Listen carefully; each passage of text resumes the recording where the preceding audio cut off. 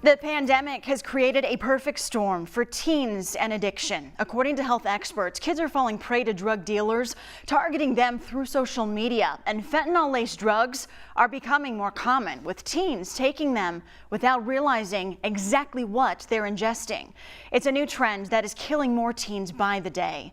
The Iowa Department of Public Safety says the number of counterfeit prescriptions laced with fentanyl has quadrupled already in 2022.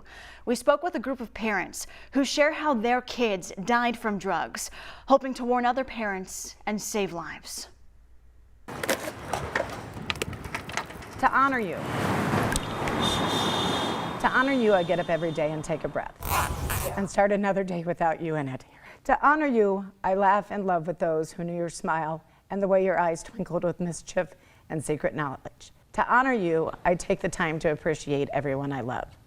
I know there's no guarantees of days or hours spent in their presence. July 29th, my son was working a full-time job.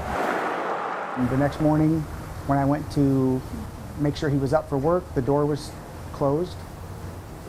And I knocked on the door, and he was slumped over his bed when I opened the door, and he just kind of knew, and I just screamed. Told my wife to call 911, and I touched him, and you knew. July 30th, 2021 was the beginning of a very rough time for us. Derek Kidd and Sandy Emberlin, two of many parents who've lost their children to drugs. He dealt with depression. He dealt with some of the issues the kids have in school, a lot of bullying. Kidd says his son Sebastian was prescribed different medications and started taking Tylenol or migraine medicine to self-medicate. At age 16, a friend introduced him to Percocet. We found out that he took a half a pill that night. We found the other half. And after talking to his friends, that was kind of the norm, a pill or half a pill. And he was in good spirits. A pill that took his life at just 17. The Kidd family looked for support in parent groups. One of the things that in these groups that we're in, they always say that, a kid should learn from their mistakes, not die from it. And the kids and other families who've lost their children to drugs believe drug access is becoming more common and more complex. Fentanyl-laced pills are deadlier by the day. These parents and doctors say fentanyl, coupled with easy social media access, is killing more kids. And I don't care if you're 25 or 18 or 11. It's there, and it can be delivered right to your door. So I don't care if you're a great parent and you discipline your kids and you watch everything that they do. They might be grounded for 2 weeks to their room and all that. They can have it delivered to the back door. Doctors calling addiction a disease. Sandy Emberlin wishes her son could have beat this disease. He started using at 14. There's so many times that he tried that he wanted to get sober. At 19, she says doctors had to pump his stomach to save him from a heroin overdose. He hugged me. He said, "It's not enough time. I'm not going to make it if they let me out." He said, I'm not strong enough. I can't. I don't have anywhere to go. As deaths increase, 250 people dying every day from fentanyl nationwide, according to the CDC. I don't think that there really is any difference with these kids taking pills than when we were drinking when I was younger. It's just a different way to cope. They're easy to hide. You can't smell it. Ann Breeding also lost her son to drugs. He started using, ended up on the streets shortly after turning 18. I tried everything. I mean, everything. The parents want you to learn from their pain. As a mom, it's like you've got this really thick glass in between you and your child, and they're committing suicide. And you're on this side with a hammer and a bat, and you're trying to get through this glass to get to them, to save them.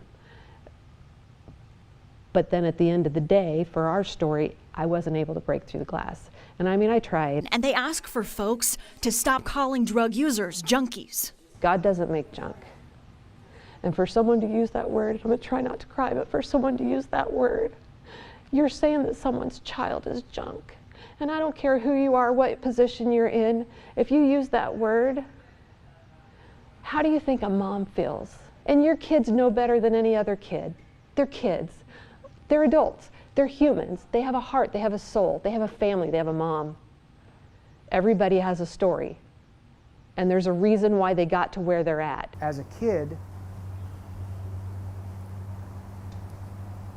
you're going to succumb to things because of your own emotional state, because of your own pain. This is not going away. It's going to continue to get worse. People are going to continue to experiment, self-medicate. And today, looking at his son's picture, kid's message. That I couldn't be prouder. I thank God that he was in my life for 17 years. And he's the reason that I am trying to be a better person. Kid's message to families: focus on what brings your child peace. A safer way to deal with life's stressors, and recognize these kids are growing up in a pandemic world with social media. Sometimes they forget there are safe places waiting for them. This was his calm place, his peaceful, his place of serenity. He would go out fishing with his friends, just take off, and that was a passion of his. So sitting out here on the river, just near the water and being able to watch the skaters over there. You are my light, my heart, my gift of love, from the very highest source. So every day I vow to make a difference, share a smile, live, laugh, and love. Now I live for us both. So all I do to honor you. What would you say to your son? And we spoke to a doctor who explains what drugs do to the developing teenage brain.